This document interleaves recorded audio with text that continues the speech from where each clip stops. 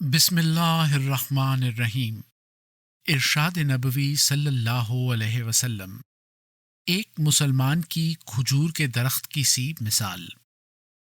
حضرت عبداللہ بن عمر رضی اللہ تعالی عنہما نے بیان کیا کہ ایک مرتبہ نبی کریم صلی اللہ علیہ وسلم نے فرمایا، درختوں میں سے ایک درخت ایسا ہے کہ اس کے پتے نہیں جھڑتے، اور مسلمان کی بھی یہی مثال ہے، بتلاؤ وہ کون سا درخت ہے؟ یہ سن کر لوگوں کے خیالات جنگل کے درختوں میں چلے گئے۔ عبداللہ نے کہا کہ میرے دل میں آیا کہ بتلا دوں کہ وہ کھجور کا درخت ہے، لیکن وہاں بہت سے بزرگ موجود تھے، اس لیے مجھ کو شرم آئی۔ آخر صحابہ نے عرض کیا کہ یا رسول اللہ، آپ ہی بیان فرما دیجئے۔